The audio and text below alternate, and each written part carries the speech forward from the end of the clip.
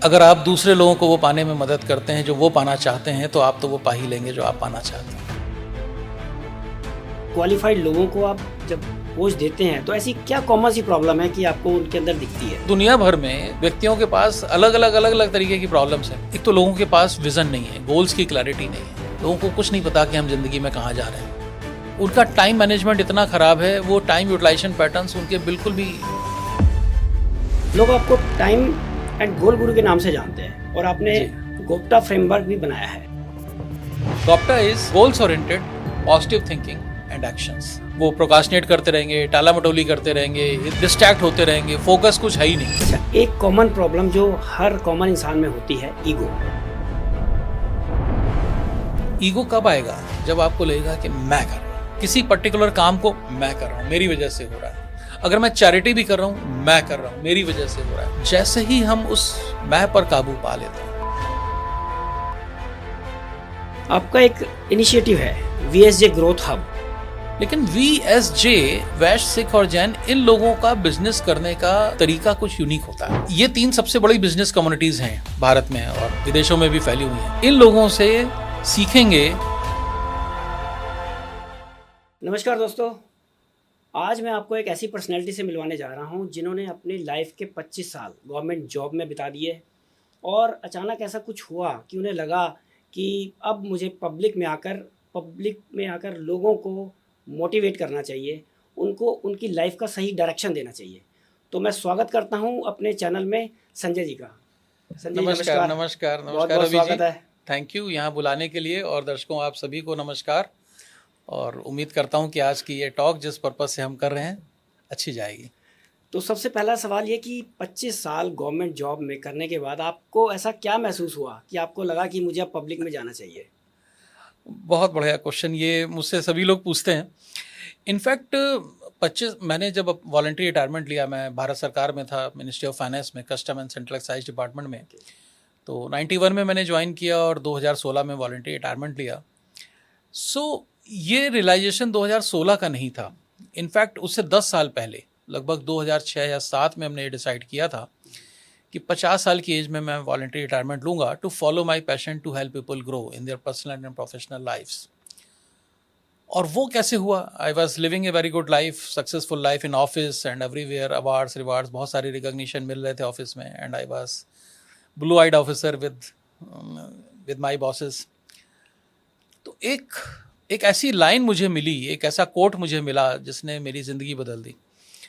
और जो मैं किताबों में पढ़ता था कि आपके जीवन में कोई ऐसा विचार आपको रात भर सोने नहीं देता, और मैं सोचता था कि तो बुकिश बात है। लेकिन उस विचार के बाद मेरी ज़िंदगी में वो रात आई जिस रात मैं सो नहीं पाया। और वो स्टेटमेंट था जिग जिगलर साहब का, अंग्रेजी में बड़ा बढ़िया खूबसूरत स्टेटमेंट था। मैं यहाँ हिंदी में दर्शकों को बताता हूँ। अगर आप दूसरे लोगों को वो पाने में मदद करते हैं जो वो पाना चाहते हैं, तो आप तो वो पा ही लेंगे जो आप पाना चाहते हैं। Very good. बहुत खूबसूरत स्टेटमेंट था जिग जिगलर साहब का। If you help enough other people to achieve what they want to achieve, you will get what you want to get. इतनी खूबसूरत बात। और मैंने सोचा, यार संजय, तुम क्या कर रहे हो? I was living a successful life, but that day I realize that it is not a fulfilling life. तो मैं सोचना शुरू किया मैंने कि भाई तुम कर ही क्या सकते हो, और यही आता है तुम्हें, यही कर रहे हो पिछले 15 सालों से। तो मैंने ये पाया कि मैं चूँकि विभाग में ट्रेनर था, मैं custom, central excise and narcotics का जो एक विंग होता है, एकेडमी होती है हमारी, national academy of custom excise and narcotics, NACN कहते थे उस वक्त उसको, अभी उसका नाम बदल गया। तो उसका मैं रेगुलर ट्रेनर था 97-98 से। तो बहुत सारे लोगों से इंटरेक्ट करता था, बहुत सारे लोगों से ट्रेनिंग का एक फ्लेयर था। तो मुझे लगा कि यस, ये काम मैं कर सकता हूँ। प्लस मैं बचपन से ही गोल्स में और टाइम मैनेजमेंट में अच्छा था, तो मुझे लगा कि इसी में काम करना चाहिए। लेकिन मैं वीक था उस वक्त, मतलब मेरी 2 बेटियाँ थीं और कच्ची उम्र थी, मैं भी अंडर 40 था। तो मैंने डिसाइड किया कि नहीं, पहले हम इस पर रिसर्च करते हैं, टाइम बिताते हैं, और 50 साल की एज में, यानी कि 10 साल बाद रिटायरमेंट लेंगे, और तब तक अपने आप को प्रिपेयर करेंगे उस लाइफ के लिए। तो मतलब ये ओवरनाइट नहीं था। को आने के लिए 10 साल दिए आपने, प्रिपेयर करने के लिए 10 साल दिया। माइंडसेट तो तभी आ गया था क्विकली, लेकिन अपने आप को प्रिपेयर करने के लिए। आजकल लोग मुझे देख करके लोग कहते हैं, मेरी सक्सेस को देख करके लोग कहते हैं हम भी नौकरी छोड़ दें, कर दें। तो मैं कहा नहीं, ओवरनाइट डिसीजन नहीं। मैंने अपने आप को प्रिपेयर करने के लिए 10 साल का टाइम दिया। तो ऐसा नहीं कि आप ओवरनाइट डिसीजन लें, तो मैं कोई किसी चीज़ से नाराज़ हो करके या वो कि मैंने नौकरी छोड़ दी, मुझे ये अच्छा नहीं लग रहा, I was highly successful in my job, इतने अवार्ड्स मिल रहे थे, तो ये एक कैलकुलेटेड डिसीजन था अपने आप को टाइम दे करके खुद को प्रिपेयर करने के लिए, तब मैंने ये किया। तो again before I move ahead, तो I must again thanks to Zig Ziglar साहब, हमारे बीच में अब नहीं है, लेकिन जिग जिगलर साहब ने जो मेरी ज़िंदगी में इतना बड़ा बदलाव लाया, मैं बड़ा शुक्रगुजार हूँ उनके लिए। तो आप जैसे बिजनेस ओनर्स और स्टूडेंट्स और एमबीए सब इतने हाई क्वालिफाइड लोगों को आप जब कोच देते हैं, तो ऐसी क्या कॉमन सी प्रॉब्लम है कि आपको उनके अंदर दिखती है? बहुत सारी प्रॉब्लम्स हैं। आप मैं तो जैसे मैं डिफरेंट कैपेसिटीज़ में काम करता था जब मैं जॉब में था। एट बॉम्बे एयरपोर्ट में एयर कस्टम्स ऑफिसर था 2 साल के लिए। I was senior intelligence officer and director general of central excise intelligence for more than 5 years। तो हम देश भर में सर्चेस करते थे, लोगों से मिलते थे, बातचीत करते थे, एयरपोर्ट पे इंटरनेशनली लोगों से मिलते थे, उनको देखने समझने का मौका मिलता था। और मैंने पाया कि हज़ारों प्रॉब्लम्स, हज़ारों, मतलब दुनिया भर में व्यक्तियों के पास अलग अलग तरीके की प्रॉब्लम्स हैं, लेकिन कुछ चीज़ें मैंने आइडेंटिफाई करी जो ऑलमोस्ट कॉमन है। और वो चीज़ें मैंने देखा कि एक तो लोगों के पास विज़न नहीं है, गोल्स की क्लैरिटी नहीं है, लोगों को कुछ नहीं पता कि हम ज़िंदगी में कहाँ जा रहे हैं। दूसरा, उनका टाइम मैनेजमेंट इतना ख़राब है, वो टाइम यूटिलाइजेशन पैटर्न्स उनके बिल्कुल भी सही नहीं है। वो प्रोकास्टिनेट करते रहेंगे, टाला मटोली करते रहेंगे, इधर उधर भागते रहेंगे, डिस्ट्रैक्ट होते रहेंगे, फोकस कुछ है ही नहीं, राइट। और तीसरा, उनके कम्युनिकेशंस बहुत ही पुअर है। हम सब चाहते हैं जिससे भी बात करें, बातचीत हमारे हिसाब से आगे बढ़े, लेकिन हमारे कम्युनिकेशंस इनरिचिंग कम्युनिकेशंस नहीं होते। तो मैंने पाया कि ये कुछ मेजर इश्यूज़ हैं जो लोगों को परेशान करते हैं और लोग इससे सफ़र कर रहे हैं। तो आपने ऐसा क्या रियलाइज़ किया कि ऐसा क्या कॉमन पैटर्न है, ताकि एक आप कोचिंग करके सबको एक कॉमन सा एक थीम दे सके ताकि वो अपनी लाइफ को और बेहतर बना सके? देखिए, मेरा तो हमेशा ये मानना है, मैं जो कुछ भी करता हूँ, मेरे छोटे से वर्कशॉप से लेके, चाहे वो घंटे भर का हो, चाहे वो मेरी अप टू मेंटरशिप कुछ भी हो, मैं जो कुछ भी करता हूँ वो कुल मिलाकर के इस एक पैराग्राफ में आ जाता है। अगर आप टाला मटोली को हरा दें, if you overcome procrastination and if you start utilizing your time in goals oriented manner with distraction free focus, and if you have enriching communications with self and with others, in communication के 2 part होते हैं, and if you have resourceful beliefs, you can achieve your 5-year goals in 3 years। कोई भी व्यक्ति किसी भी field में हो, and if it happens, this means कि adding years to your life and zeros to your profitability। तो simple सी बात है कि गोल्स की क्लैरिटी का होना, विज़न क्लियर होना, टाइम ओनरशिप होना, इनिचिंग कम्युनिकेशंस होना और रिसोर्सफुल बिलीफ सिस्टम होना, ये चारों चीज़ें ज़रूरी हैं। लोग आपको टाइम एंड गोल गुरु के नाम से जानते हैं और आपने गोप्टा फ्रेमवर्क भी बनाया है जी। इसको थोड़ा डिटेल में बताएं कि इसका वर्क क्या है। ओके, ये गोप्टा तो मेरे दिल के बहुत ही करीब है। मैं जो कुछ भी करता हूँ इसी फ्रेमवर्क के तहत करता हूँ। देखिए, गोप्टा, जैसे मैंने पहले ही बोला, लोगों को बहुत सारे चैलेंजेस हैं। चैलेंजेस एक तरफ, सॉल्यूशंस एक तरफ। तो सॉल्यूशंस में क्या है कि सक्सेस के लिए हज़ारों चीज़ें बताई गई हैं। Honesty, integrity, hard work, sincerity, punctuality, हज़ारों चीज़ें बताई गई सक्सेस के लिए। तो मैंने उसमें 3 चीज़ें आइडेंटिफाई करी जिसमें आप 99% भी होना अफोर्ड नहीं कर सकते, और उन 3 चीज़ों को याद रखने में आसानी हो, तो ये एक्रोनिम बना दिया। Acronym is गोप्टा।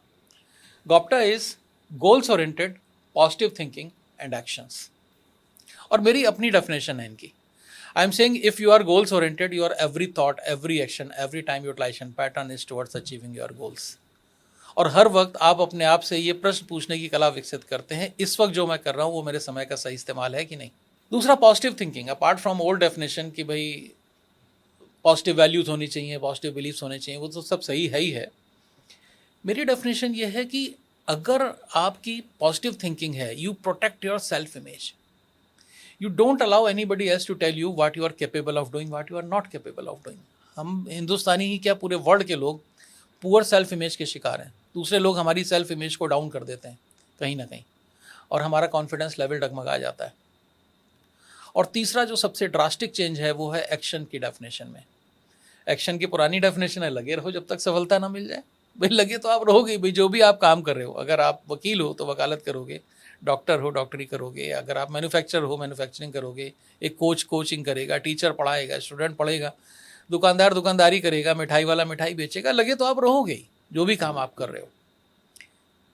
But point is कि मेरा ये कहना है कि अगर आप एक्शन लेते हो गॉप्टा की डेफिनेशन के तहत तो आप खुद पर काम करते हो इन 5 डिस्टिंक्ट एरियाज। कौन से 5 एरियाज हैं ये?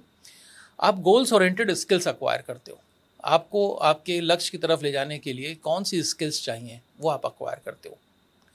गोल्स ओरिएंटेड हैबिट्स विकसित करते हो आप, कौन सी हैबिट्स आपको आपके लक्ष्य की तरफ ले जाएंगी। Goals oriented values and belief system बनाते हो, कौन से वैल्यूज मुझे अपनानी है, कौन से बिलीफ्स मुझे मेरे गोल्स की तरफ ले जाएंगे, कहीं ऐसा तो नहीं मेरे गोल्स में और बिलीफ्स में सामंजस्य ही ना हो। गोल्स ओरिएंटेड रिलेशनशिप्स नर्चर करनी होंगी, चौथा फील्ड। और पांचवा goals oriented time utilization patterns. इन 5 एरियाज पर अगर आप खुद पर काम करते हैं तो आप तेजी से आगे बढ़ेंगे। This is the overall framework of GOPTA. If I repeat it in 1 minute super quick for your audience, GOPTA is goals oriented positive thinking and actions. If you are goals oriented, your every thought, every action, every time utilization pattern is towards achieving your goals. And every moment you start asking a question to yourself, whatever I am doing right now, whether it is most appropriate usage of my time or not. If you possess positive thinking, you protect your self image. You don't allow anybody else to tell you what you are capable of doing, what you are not capable of doing. And if you take actions under the definition of GOPTA, you work upon yourself in 5 distinct areas: goals oriented skills, goals oriented habits, goals oriented values and belief system, goals oriented relationships, and goals oriented time utilization patterns. This is the overall framework of GOPTA. और मैं जितने successful लोगों से मिलता हूँ उन्होंने इन सारे fields में काम किया हुआ होता है, और मैं ऐसे किसी व्यक्ति को नहीं जानता जिसने इन सारे फील्ड्स पे काम किया हो उसके बावजूद सक्सेसफुल ना हो। तो ये आपके हिसाब से सक्सेस मंत्र है ये? सक्सेस मंत्र है ये, बिल्कुल। और अच्छा, एक कॉमन प्रॉब्लम जो हर कॉमन इंसान में होती है, ईगो। हाँ, तो इसमें आप थोड़ा सा मुझे डिटेल में बताइए। ईगो, अहम, मेरा, मैं कर रहा हूँ, ये कर। देखिए, हम लोग तो उस देश के वासी हैं जहाँ पर हम लोगों को ड्राइव करती है गीता, राइट। और गीता का तो जो मूल मंत्र यही है कि भाई तुम्हारा कुछ है ही नहीं, सब कुछ मुझे अर्पण कर दो, कर्म का फल भी मुझे अर्पण कर दो, वो भी तुम्हारा नहीं है, राइट। तुम बस निस्वार्थ भाव से काम करते चले जाओ। ईगो कब आएगा? जब आपको लगेगा कि मैं कर रहा हूँ किसी पर्टिकुलर काम को, मैं कर रहा हूँ, मेरी वजह से हो रहा है। अगर मैं चैरिटी भी कर रहा हूँ, मैं कर रहा हूँ, मेरी वजह से हो रहा है। जैसे ही हम उस मैं पर काबू पा लेते हैं, जितने भी डिग्री में पा लिया, ऐसा नहीं हम साधु संत नहीं हैं, ह्यूमन बींग्स हैं, और वो मैं रहता है, डिग्री का फर्क होता है। बहुत सारी चीज़ें, जितने भी जो लोग जिनको हम सो कॉल्ड महान लोग कहते हैं, या जिन लोगों ने इन चीज़ों पे काबू किया हुआ है, ऐसा नहीं कि वो 0 डिग्री है उनके अंदर इस चीज़ की। सबके अंदर कुछ ना कुछ डिग्री का फ़र्क होता है, चाहे वो टाला मटोली हो, चाहे ईगो हो, चाहे प्रतिस्पर्धा हो, चाहे जेलसी हो, चाहे भय हो, कुछ भी हो, डिग्रीज का फ़र्क है। आप कितना कॉन्कर कर पाते हैं खुद पे। तो ईगो में जिस वक्त आपको ये बात समझ में आ गई कि हाँ ठीक है, मैं ही करता नहीं हूँ, अगर आपको वो गीता का वो एक ज्ञान समझ में आ गया कि हाँ करता मैं नहीं हूँ, मैं कर रहा हूँ यहाँ पे ज़रूर। अभी जैसे मान लीजिए मैं 100 रुपये कमाता हूँ और 10 रुपये चैरिटी कर देता हूँ, तो मैं करता नहीं हूँ, मेरे हाथ से हो रहा है, ठीक है, लेकिन मैं करता नहीं हूँ। जिस वक्त मुझे लगा हाँ मैं बहुत बड़ा आदमी, 10 रुपये दान कर रहा हूँ, वो ईगो है, वो ईगो है। तो आज की जो जनरेशन है, और मैंने भी बहुत एनालाइज किया है कि लोगों में ना खुद की ग्रोथ की बजाय वो दूसरे की ग्रोथ देखते हैं, उसमें वो अपनी ग्रोथ को रोक देते हैं कि मेरी वजह से तुम्हें फ़ायदा हो रहा है। तो मैंने ऐसे बहुत सारे लोगों को देखा है जो लाइफ में यहाँ पे आके स्टक हो जाते हैं और सामने वाले की ग्रोथ देख के अपना डायरेक्शन चेंज कर लेते हैं, वो अपनी ग्रोथ नहीं देखते। हाँ, वो तो कंपैरिजन का वायरस है। मैं तो बचपन से एक ऐड देखता था टीवी पर, उसकी साड़ी मेरी साड़ी से सफ़ेद कैसे। भाई कंपैरिजन का वायरस है, तो आपको हमेशा परेशान करता ही रहेगा। माई पॉइंट इज़, हमने जब लर्निंग मूवमेंट बनाया तो उसकी भी थीम यही थी कि 2047 में भारत जैसा भी होगा, लर्निंग मूवमेंट का उसमें योगदान क्या होगा। हम क्या कहते हैं लोगों को, हमारा जो मैसेज है कुल मिलाकर के लोगों को, वो ये है कि तुम अपने से कंपेयर करो खुद को, you become your better version every single day. तो मैं संजय अग्रवाल यस्टरडे वाले संजय अग्रवाल से आज बेहतर हूँ कि नहीं, और कल मैं आज के संजय अग्रवाल से बेहतर होऊंगा कि नहीं। अगर मैं आज के संजय अग्रवाल से टुमारो वाले में कल में बेहतर हूँ तो आई एम ग्रोइंग। अब हर व्यक्ति की अपनी जर्नी है। आप नदी में बह रहे हैं, 2 पत्ते बह रहे हैं, और मैं एक छोटा पत्ता हूँ, दूसरा बगल से बड़ा पत्ता बह के मुझसे तेज स्पीड से निकल गया, तो मेरा उसका क्या कंपैरिजन है। वो बड़ा पत्ता है, उसकी पता नहीं कितने सालों की जर्नी है, उसने कितनी तपस्या करी है, क्या है, हमें कुछ नहीं पता। मैं बह रहा हूँ, वो भी बह रहा है, वो मुझसे तेजी से बगल से बह गया, उसका साइज भी बड़ा था, उसकी स्पीड भी बड़ी थी, मैं उसका क्या करूँ। पॉइंट इज कि अगर मुझे बहना आता है तो क्या मैं और तेजी से बह सकता हूँ। मेरा कंट्रोल इसी बात पर है। आपका एक इनिशिएटिव है वीएसजे ग्रोथ हब, जी जी, इसके बारे में कुछ बताएं। वीएसजे ग्रोथ हब जो हमारा इनिशिएटिव है, this is first of its kind in the world probably, which is a learning come collaborative networking community. मतलब ये एक ऐसा इकोस्फीयर है, ये बेसिकली मैं इसको अगर लेमैन लैंग्वेज में कहूँ तो मेरे एलुमनाई का नेटवर्क है। ओके। मतलब जिन लोगों ने मेरे वर्कशॉप्स अटेंड किए हैं कभी, कोई जैसे मेरे बहुत सारे वर्कशॉप्स होते हैं और गोल्स पर, टाइम मैनेजमेंट पर, कम्युनिकेशंस पर, बिलीव्स पर, या मेरी एनुअल प्रोग्राम्स होते हैं, तो जो मेरा अलुमनाई है, हम उसके बीच में एक स्ट्रेटजिक तरीके से नेटवर्किंग भी कराएंगे। ओके। नॉर्मल नेटवर्किंग नहीं, वो उसका ज़माना पुराना हो गया, एक स्ट्रेटजिक नेटवर्किंग, उसका हमारा एक अपना तरीका होता है। और VSJ मीन्स वैश्य, सिख और जैन। वैसे तो ये कम्युनिटी सबके लिए खुली हुई है, फोरम सबके लिए खुला हुआ है, लर्निंग लेना सबके लिए अलाउड है, और कोलैबोरेटिव नेटवर्किंग भी सबके लिए ओपन है। लेकिन VSJ, वैश्य, सिख और जैन, इन लोगों का बिजनेस करने का तरीका कुछ यूनिक होता है। ओके। और ये 3 सबसे बड़ी बिजनेस कम्युनिटीज़ हैं भारत में और विदेशों में भी फैली हुई हैं। तो हम being an NLP master trainer, हम इनकी सक्सेस फैक्टर मॉडलिंग करेंगे, इन लोगों से सीखेंगे, निकालेंगे कि भाई आप कैसे। सरदार का एक अलग तरीका होता है बिजनेस करने का, वैश्य का, अग्रवालों का अलग तरीका होता है बिजनेस करने का, जैनों का अलग तरीका होता है, तो वो सक्सेस फैक्टर मॉडलिंग करेंगे। तो VSJ ग्रोथ अब बेसिकली मेरे लर्नर्स की कम्युनिटी है, और इसमें कोई ज्वाइनिंग फ़ीस नहीं है, कोई इसमें रेन्यूअल फ़ीस नहीं है, क्योंकि जिसने कोई मेरा कभी भी कोई वर्कशॉप किया है तो वो मेरा अलुमनाई है, और जब तक मैं जीऊँगा तब तक वो मेरा शिष्य है, तब तक वो मेरा अलुमनाई है, तो उसे वो हमेशा के लिए मुझसे जुड़ा हुआ है। तो उनके बीच में हम ये बेसिकली नेटवर्किंग कराएंगे, ये हमारा इसके अंदर मिशन है, सो दैट वो लोग भी एक दूसरे को जाने, ग्रो करें। तो इसको मैं वैसे कहता हूँ, टैगलाइन है मेरी, लर्निंग के दाम और नेटवर्किंग इनाम। आजकल एक बहुत बड़ी प्रॉब्लम है ओवरवेल्म। जी। अगर कोई मेंटली ओवरवेल्म महसूस कर रहा है तो ऐसा कौन सा माइंड सेट वो पाकर तुरंत राहत पा सकता है? देखिए, ओवरवेल्म इसलिए होता है क्योंकि हमने जितनी हमारी शारीरिक और मानसिक क्षमता है उससे ज़्यादा चीज़ें ओढ़ रखी हैं अपने ऊपर। आप देखिए, मेरे पिताजी तो ओवरवेल्म नहीं थे, मुझे नहीं लगता कि वो ओवरवेल्म थे। मैं भी शुरुआती दिनों में ओवरवेल्म नहीं था, आज भी नहीं हूँ, क्योंकि मैंने कुछ कॉन्कर किया है। बीच में आया था वो दौर कि मैं भी ओवरवेल्म था। तो ये बात समझ में आई कि हमने अपनी शारीरिक और मानसिक क्षमताओं से ज़्यादा चीज़ें ओढ़ रखी हैं। अब आप बताइए, 24 घंटे का दिन होता है, सबके लिए बराबर है, लेकिन जब आप किसी कैंपस से निकलते हैं बाहर और आप एक 50 लाख, 60 लाख या 1 करोड़ या 2 करोड़ का पैकेज उठाते हैं, उस वक्त आपको पता होता है कि मैं 8 घंटे की नौकरी करने नहीं जा रहा हूँ। फिर आपको ये रोने का हक नहीं है कि मुझे रात में 2 बजे और 2:30 बजे बॉस का फ़ोन आता है। जब आप अमेरिकन के साथ काम करते हैं, जब आप यूरोपियंस के साथ काम करते हैं, जब आप ऑस्ट्रेलिया, मतलब ग्लोब में कहीं भी काम करते हैं, मैं कोई किसी एक कंट्री की नाम नहीं लेना चाहता, मतलब कहीं भी ग्लोब में कहीं भी काम करते हैं जिसका टाइम जोन आपके टाइम जोन से मैच नहीं करता, तो आपको पता होता है कि उसका टाइम जोन डिफरेंट है। तो आप ये नहीं कह सकते कि रात में 2 बजे मुझे डिस्टर्ब कर दिया जाता है, राइट। और जब आप करोड़ 2 करोड़ के पैकेज उठाते हैं, आपको पता होता है कि मैं 8 घंटे की जॉब नहीं है मेरी। या जब आप बिजनेस को अंधाधुंध एक्सपेंड कर रहे होते हैं और आपको पता होता है कि एक बिजनेस को एस्टैब्लिश करने के लिए इतना काम करना है, और आपको उसमें आप अंधाधुंध एक्सपेंशन करते चले जाते हैं बिना अपनी फाउंडेशन को मजबूत किए, तो निश्चित तौर पर आप ओवरवेल्म्ड होते हैं। तो सबसे पहले आपको ये देखना है कि कितनी चीज़ों पर मैं फोकस कर सकता हूँ, मैं एक्चुअली चाहता क्या हूँ ज़िंदगी में। अगर हमारे को विज़न की क्लैरिटी हो, अगर हमारे को गोल्स की क्लैरिटी हो, और हमें ये पता हो कि क्या चीज़ हमें गोल्स की तरफ ले जा रही है और क्या हमें डिस्ट्रैक्ट कर रही है, तो हमारा ओवरवेल्म घट जाएगा। और हम अपने आप से पूछें कि इस पर्टिकुलर काम को करना मैं क्यों चाहता हूँ।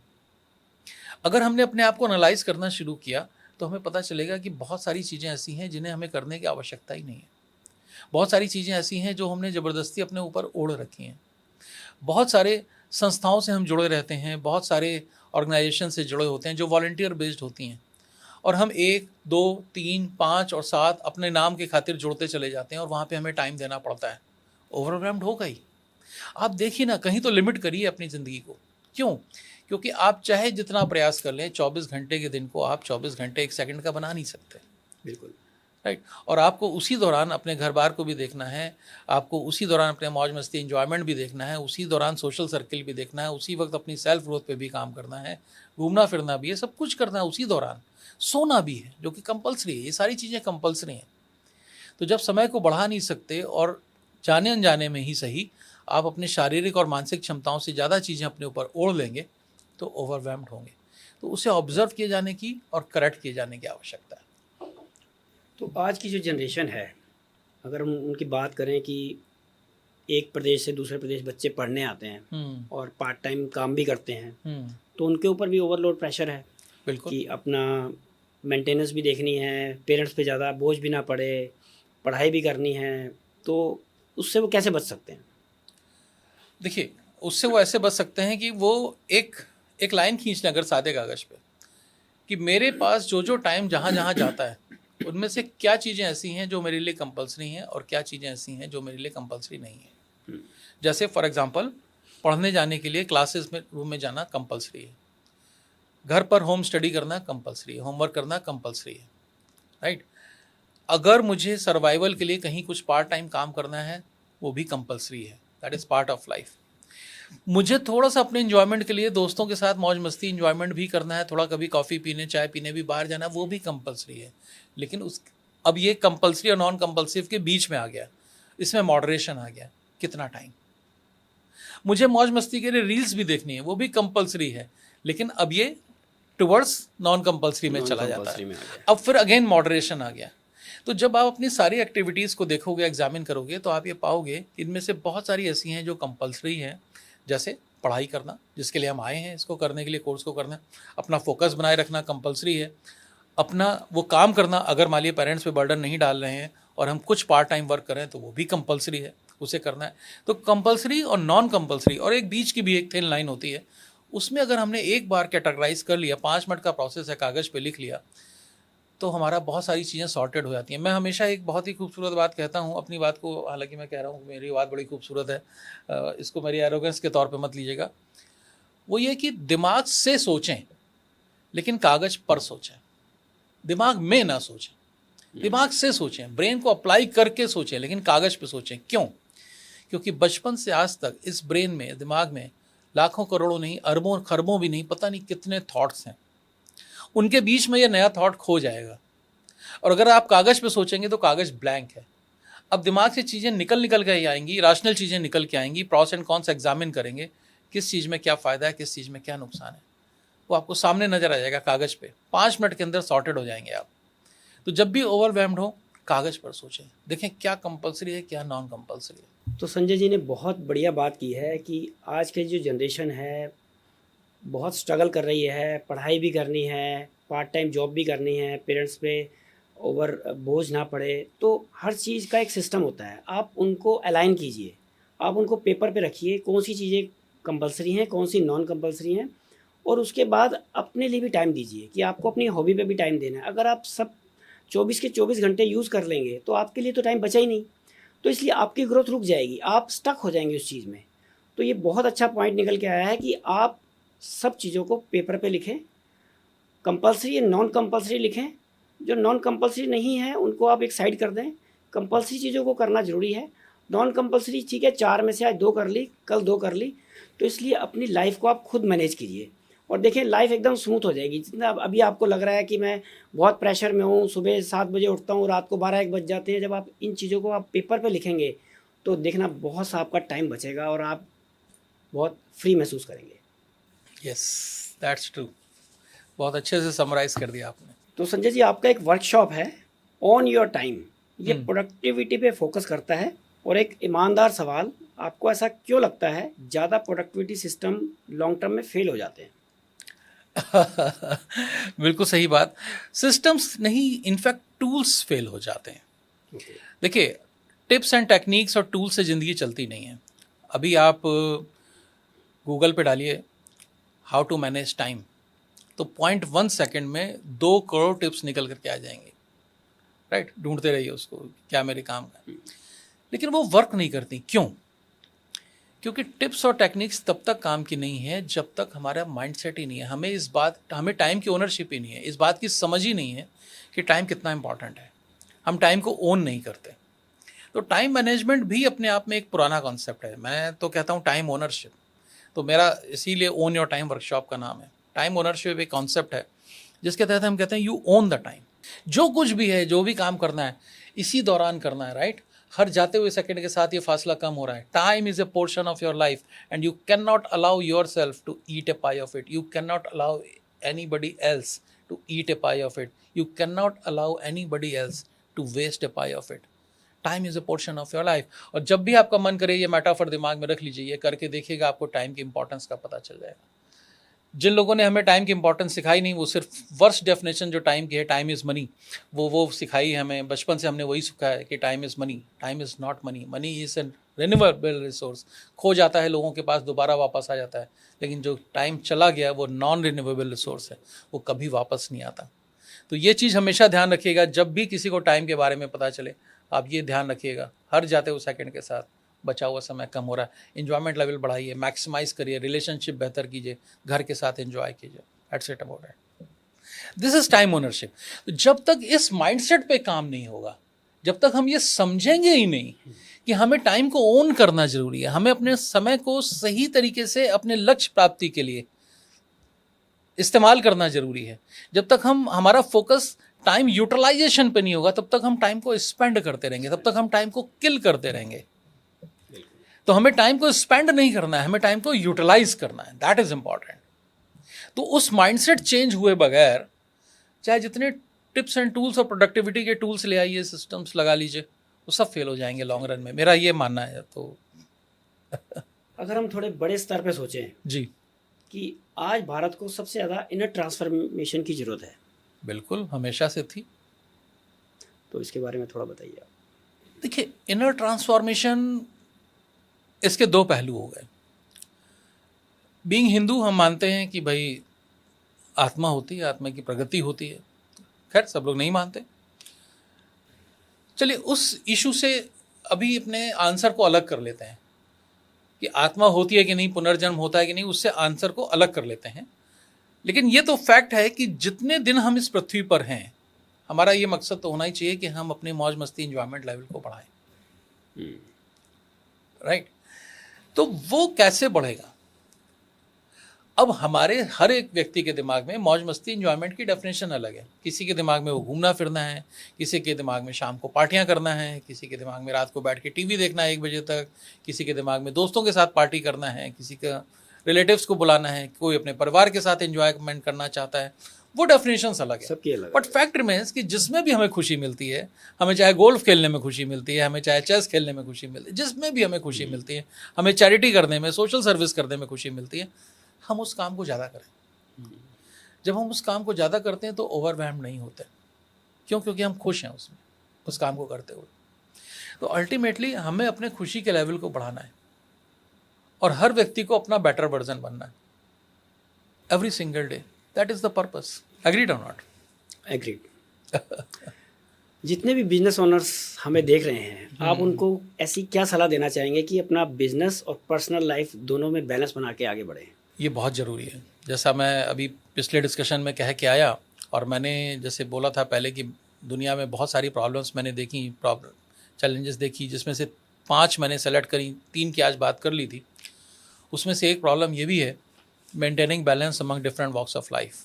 ये अधिकांश लोगों की समस्या, और पूरी दुनिया में है, भारत में नहीं, पूरी दुनिया में है। इस पर काम करना बहुत ज़रूरी है। इस बात की समझ बहुत ज़रूरी है कि हम काम को कर क्यों रहे हैं। मौज मस्ती, इंजॉयमेंट की हमारी जो भी डेफिनेशन है, कहीं ना कहीं आप सोचिए, अगर आप एक बहुत बढ़िया आलीशान बंगला बनाना चाहते हैं, या एक बहुत शानदार फ्लैट खरीदना चाहते हैं, या कुछ भी, किसके लिए? अपने परिवार के साथ रहने के लिए। आप एक बहुत ही शानदार गाड़ी खरीदना चाहते हैं, किसके साथ बैठेंगे उसमें? अधिकांश समय अपने परिवार के साथ। अलग बात है, कभी दोस्त के साथ भी बैठ लेंगे, कभी मेरे साथ भी बैठ लेंगे, लेकिन 90-95% ऑफ द टाइम्स आप उसे यूज़ करेंगे या आपका परिवार यूज़ करेगा। आपके दिमाग में फॉरेन ट्रैवल आता है, देश भर में घूमने का विचार आता है, मौज मस्ती, इंजॉयमेंट आता है, किसके साथ? परिवार के साथ। लेकिन अधिकांश समय हम उसे इग्नोर करके और काम में लगे रहते हैं। तो काम काम काम काम काम काम, और उसमें हमारी उम्र चली जाती है और हमें लगता है कि जिनके हम इन्हीं के लिए तो काम कर रहे हैं, लेकिन पूरी ज़िंदगी इंजॉयमेंट करने के लिए है। ऐसा नहीं कि हम जिस वक्त हमारा शरीर चल रहा है काम करने में, उस वक्त हम सिर्फ काम करेंगे और भविष्य के लिए छोड़ देंगे कि भाई हम इंजॉयमेंट एंड में करेंगे। तब इंजॉयमेंट करने लायक नहीं रह जाओगे, चलने फिरने घूमने फिरने लायक नहीं रह जाओगे। तो अभी अगर कोई व्यक्ति 25 साल का है और 30 साल का है और 35 साल का है और 40 साल का है, तो क्यों ना इंजॉयमेंट करे लाइफ का, क्यों ना खुल के अपनी लाइफ को जिए। सिर्फ काम काम काम काम क्यों? जो आपने पहले बात की थी ओवरवेल्म की, स्ट्रेस की, आप याद कीजिए मैं 60s का बॉर्न हूँ, 1960s का। तो मेरे पेरेंट्स, और जब मैं बड़ा हो रहा था, जब मैं 10 15 20 साल का था, 80s तक, तब तक लोगों के मकान बनते थे 50-55 साल की एज में। बहुत जल्दी किसी ने बना लिया तो 45 साल की एज में बना लेता था, अदरवाइज नॉर्मली 50-55 साल की एज में मोटा मोटा ही होता था कि 50 साल की एज में मकान बन गया और 55 57 58 में बच्चों की शादी होती थी, 60 में 62 में बच्चों की शादी होती थी। आज का यूथ चाह रहा है कि 30 साल भी नहीं, 27 साल या 26 साल में उसका मकान बन जाए। ओवरवेल्म्ड होगा कि नहीं? जब पुरानी जनरेशन 20 और 25 साल पैसा जोड़ करके एक असेट क्रिएट करती थी, आज आप कह रहे हो कि मैं 2 साल में ही करूंगा और कर्जा लेके करूंगा, तो ओवरवेल्म होगा कि नहीं होगा? आप मत दो 20-25 साल, मैं ये नहीं कह रहा 50 साल की उम्र है, जमाना बदल गया है, वो जमाना नहीं रहा। मैं ये नहीं कह रहा कि आप 50 साल की उम्र में मकान बनावें, लेकिन 27 में बनाने को कौन से पंडित जी कह रहे कि भाई 27 में बनाओ, 26 में बनाओ, 25 में बनाओ, या 23 में आपका एक आलीशान बंगला होना चाहिए। मैं बहुत से लोगों से मिलता हूँ, कहता हूँ मुझे 40 साल की उम्र में रिटायरमेंट लेना है। बड़ी अच्छी बात है। मैं कहता हूँ लैंग्वेज चेंज करो, अपने ब्रेन की केमिस्ट्री चेंज करो। लैंग्वेज चेंज होने से बहुत कुछ होता है। बोलो मुझे फाइनेंशियली फ्री होना है 40 साल की उम्र में, रिटायरमेंट नहीं लेना है ना। मैं कहता हूँ कि मुझे दिखाओ ना, एक 800 करोड़ लोग हैं पृथ्वी पर, एक व्यक्ति तो दिखाओ जिसके पास इतने पैसे हैं कि वो बैठा आराम से बैठा हुआ है, कह रहा कुछ भी नहीं कर रहा, कि अब मैं एक तो दिखाओ 800 करोड़ लोगों में। तो जब कोई है ही नहीं तो आप किसको फॉलो करो? क्या बनना चाहते हो, क्या करना चाहते हो? वो जबरदस्ती का ओवरवेल्म है कि हम 10 सालों में 30 साल का काम करना चाहते हैं। किसके ऊपर बर्डन डाल रहे हो? ये माइंडसेट पर काम करना लोगों के बहुत ज़रूरी है, और इस माइंडसेट पे लोग काम करने को तैयार नहीं हो रहे। That is a big issue. तो संजय जी, जैसे आपने बताया कि VSJ ग्रुप में आप लोग 3 कम्युनिटी के लिए स्पेशल आपने बनाया, बट कोई भी जुड़ सकता है। तो थोड़ा इसका प्रोसेस बताइए कि कैसे आपसे आज के बिजनेसमैन जुड़ सकते हैं। ओके, देखिए VSJ ग्रोथ हब वैसे तो वैश्य, सिख और जैन, VSJ का फुल फॉर्म है जो वैश्य, सिख और जैन कम्युनिटीज़ के लिए, लेकिन ये ओपन फॉर ऑल है, सिर्फ उन 3 के लिए नहीं है। तो फिर VSJ क्यों? वो इसलिए क्योंकि कोई भी व्यक्ति इस लर्निंग कम कोलैबोरेटिव नेटवर्किंग इकोस्फीयर से जुड़ सकता है। वो आके लर्निंग ले, लर्निंग उसके पास मौजूद है। हमारे अलग अलग तरीके के वर्कशॉप्स होते हैं VSJ ग्रोथ हब में। जैसे एक हमारा वर्कशॉप होता है ग्रो विद गोल्स, एक हमारा वर्कशॉप होता है ओन योर टाइम, एक हमारा वर्कशॉप होता है चूज़ योर बिलीव्स। तो ये सब 6-6 सेशन के होते हैं। सैटरडे संडे मॉर्निंग 7 से 8:30, 1.5 घंटे के, सब 6-6 सेशन के होते हैं। और सबकी प्राइसिंग भी अभी फ़िलहाल सेम है, 12,000 का होता है हर वर्कशॉप प्लस GST ऑब्वियसली। एक हमारा एनुअल प्रोग्राम होता है जिसमें हम हर महीने एक सेशन करते हैं, क्योंकि कम्युनिटी को जोड़े रखना होता है और उनको एक प्रोडक्टिविटी का एक कोई ना कोई टॉपिक पिक किया, कभी डेलीगेशन पिक किया, कभी कुछ प्रोडक्टिविटी से रिलेटेड वो टॉपिक पिक करके उस पर एक सेशन कर देते हैं। एक हमने क्या कर रखा है कि प्री रिकॉर्डेड वर्कशॉप्स भी हमारे पास 4। Goals mastery blueprint part 1 the process, goals mastery blueprint part 2 the mindset, from procrastination to prosperity, and time mastery blueprint. वो सब 4-4 हज़ार के हैं। तो हमने उनका भी कॉम्बो बना दिया, जो चारों को लेगा वो 12,000 का हो गया। तो हर चीज़ 12,000 की हो गई। तो किसी ने इसमें से कोई भी एक भी वर्कशॉप लिया हमारा, कोई भी हमसे जुड़ा, तो वो हमारा अलुमनाई हो गया। तो अब हम उसको एक स्ट्रेटजिक तरीके से नेटवर्किंग भी कराएंगे। तो हम क्या करेंगे, महीने में एक सेशन करेंगे ऑनलाइन, क्योंकि देश भर से, विदेशों से भी लोग जुड़ेंगे। हम एक ऑनलाइन सेशन करके और उनको कनेक्ट कराएंगे। एक हमारा पोर्टल भी है, एक पर्सनलाइज्ड डैशबोर्ड बन जाता है, उससे लोग जुड़ेंगे, एक दूसरे से कनेक्ट कर सकते हैं। पूरी डायरेक्टरी है उसके अंदर, तो लोग देखेंगे कौन कौन लोग हैं, क्या क्या करते हैं, तो वो आपस में कनेक्ट भी कर सकते हैं एक दूसरे के साथ में। तो बेसिकली ये हमारा अलुमनाइज का एक कोलैबोरेटिव नेटवर्किंग इकोस्फीयर है।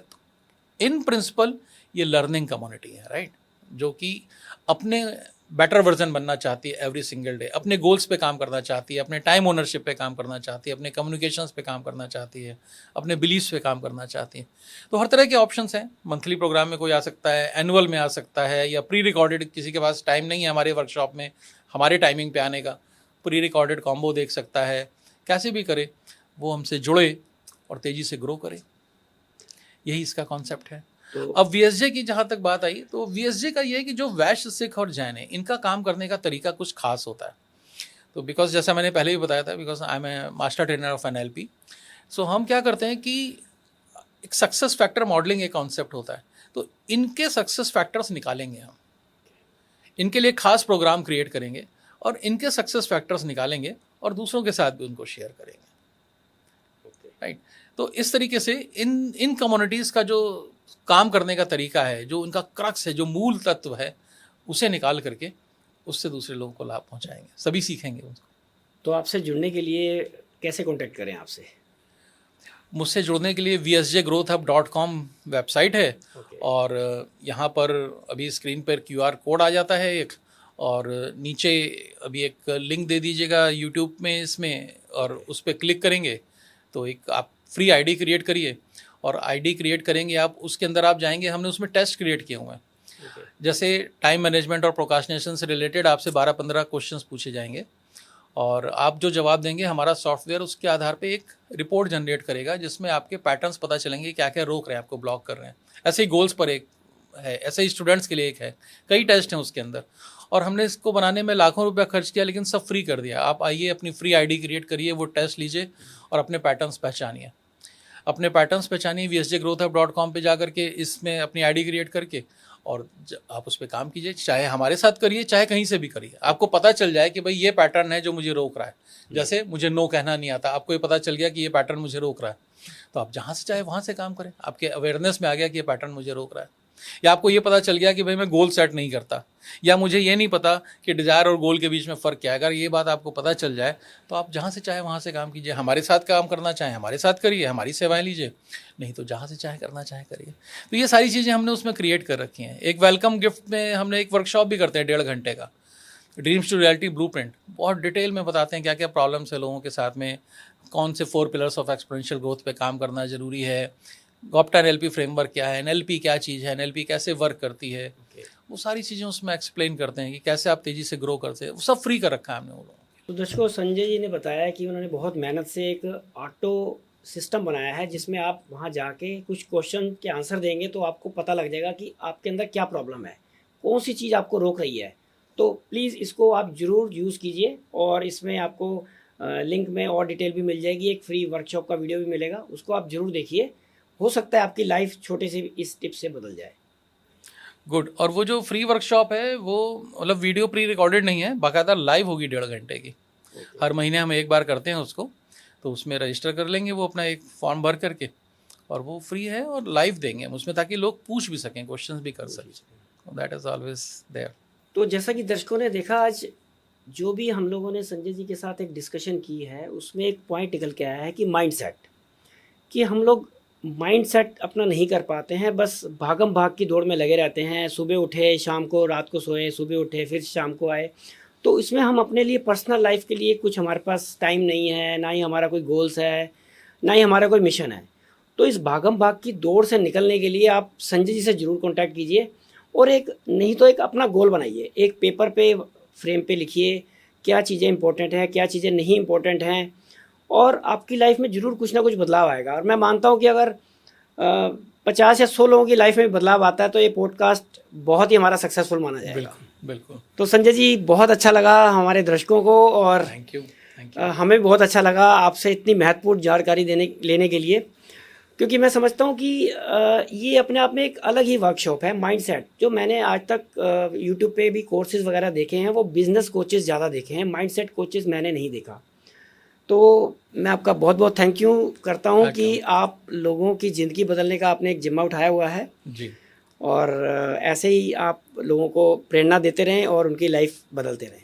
Thank you Ravi ji for inviting me here. Thank you. Good wishes everyone.